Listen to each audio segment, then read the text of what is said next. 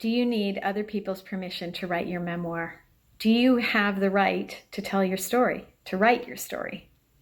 What if someone doesn't want you to write this? What if you feel you might be betraying someone by writing a version of a story they were involved in, or betraying their memory?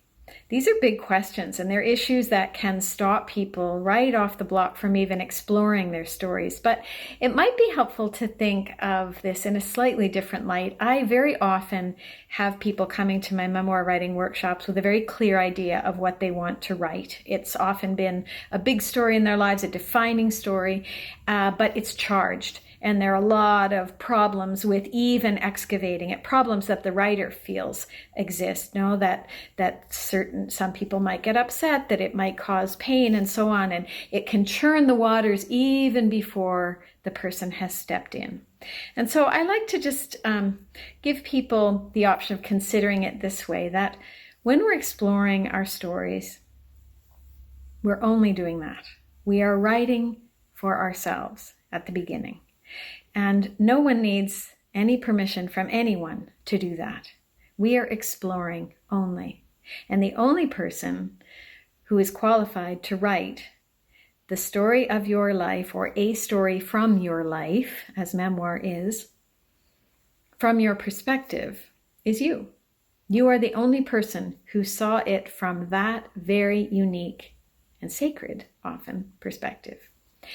And that work is the work that we begin to do when we write memoir. And often, very often, those same people who came with a very clear idea of what they wanted to work on, once they'd just gotten through the gate of that story, suddenly thought, oh, wait a minute, what about that story? Or that one, that they couldn't see from behind this big wall of all of the obstacles. And in the excavation of those sometimes smaller, quieter stories, they developed the tools that they need to write memoir, to understand what it takes to transform personal writing into memoir, to shape scenes, to understand characters. And with that practice, they often come back to that big story with a renewed confidence about what it takes to write memoir and to do this well. And there are a number of even practical things that we can do just to address those questions that we might have about permission and so on. And one simple one is to offer people pseudonyms. I mean, I think that's the least we can do for the people in our lives. No one signs up to be the family member of a memoirist. And so I like to give the people in my stories, if possible, a name that they can use. I think of it as a mask. No, if they don't want to be part of that story, we're not naming them directly. And even that slight bit of remove can help. But something else that can help, which is one of the tools that we develop in memoir writing that we can apply everywhere, is that we begin to separate from the story, to be as much the observer of the story as the participant in it. We begin to see ourselves as a character in a story. We write about ourselves with that sort of remove and perspective. And we write also about the other people in our lives with that same perspective and remove, meaning that someone who was a painful character in our lives, we may need to explore, we may need to shine a light behind their character and see their history and motivation and what might have propelled them to inflict the kind of pain that they did. For example, we also need to bring a certain rigor to this process and make sure that our motivation for writing is the pursuit of truth, that we're not out to get the last word in. We're not out to make someone look bad, make ourselves look good, get in the last word, write the definitive portrait of the family so that your word stands. I mean, when that is the motivation, that is a destructive energy, and that can cause tremendous pain. And people should be wary of that sort of endeavor, because it can be a fire in relationships.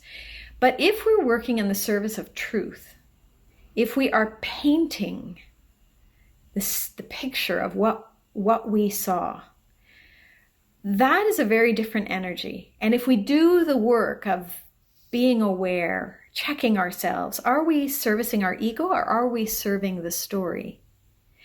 Those questions can keep us on track, and they can actually keep the story from not being destructive. There's a difference between painful and destructive. Something that might be painful might also be true in a way that may actually illuminate a situation for everyone.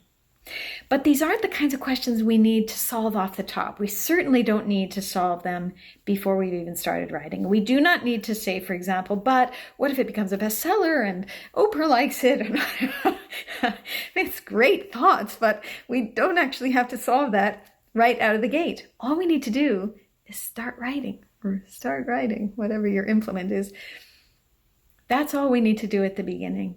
And for that, all we need is to give ourselves permission. And all we need really is the permission to explore, to just peer in this window, to see what lies in this story. What's it made of? What does it really mean? You know what happened, so why does what happened matter? That's interesting terrain that can take us into all kinds of fascinating and unexpected places. It's well worth doing. So if you're someone who's wondered about those things, I'd say just explore and see what you find. I'm Alison Wearing, by the way. I'm a writer and performer, Canadian writer and performer. I've written 3 memoirs and autobiographical plays, and I teach memoir writing workshops, but I'm also just doing a series of videos for people who are at home, locked up sometimes, looking for ways to make this time meaningful and maybe do the things that they've been putting off for a while, such as writing their story. So I wish you the best with it.